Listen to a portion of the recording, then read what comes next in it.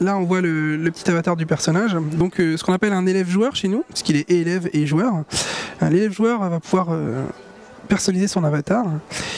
Et ici, par exemple, il va devoir rendre service à des gens qui se posent des questions sur comment on fabrique un cylindre. Alors, dans quel cadre? Tout simplement, ils doivent protéger les mâts du bateau avec un morceau d'étoffe.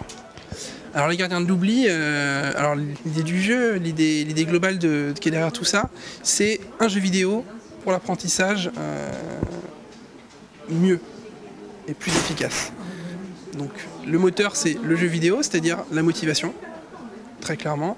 Le deuxième moteur c'est la 3D et la réalité virtuelle, c'est-à-dire permettre à l'élève de manipuler et de visualiser les maths de manière différente et de se fabriquer ses représentations.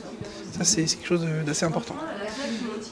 Alors, les gardiens de l'oubli, ça c'est le côté ludique du scénario. Le joueur est plongé dans un monde où les gens oublient. Et on va lui demander du coup de venir aider les gens à retrouver la connaissance et à se rappeler, et donc à les aider dans une situation concrète mathématique. Ici donc, j'ai réussi à calculer mon périmètre. Je donne la réponse. L'étoffe va être découpée et va être installée directement sur le mât.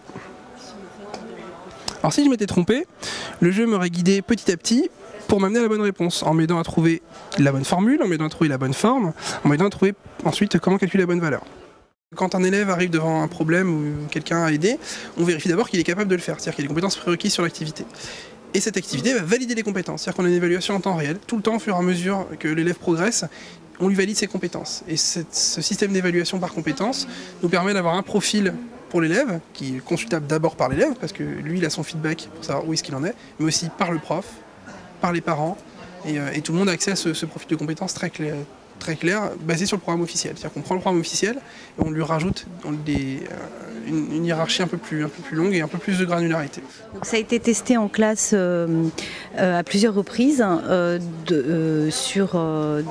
avec deux dispositifs particuliers, puisqu'il y en avait un avec TBI, et un en salle informatique, soit en binôme, soit en monoposte. De ces observations, de ces premières observations, on a tiré surtout une motivation accrue, ça c'est indéniable. Les élèves étaient plus motivés, une perception des mathématiques améliorée, notamment auprès des élèves qui avaient de grosses difficultés en mathématiques ou qui prétendaient être nuls et ne rien comprendre. Donc, en termes d'acceptabilité dans la classe et de perception positive, on a vraiment pu observer, on a des retours scientifiques, on peut dire que ça existe. Après, c'est vrai qu'il faut continuer la recherche, il faut continuer l'observation en classe, il faut continuer ce travail aussi de co-construction avec les enseignants. C'était aussi un des objectifs de JV. Ça doit être un outil qui doit apporter à l'enseignant un plus et non pas des difficultés. Ça doit vraiment améliorer son enseignement.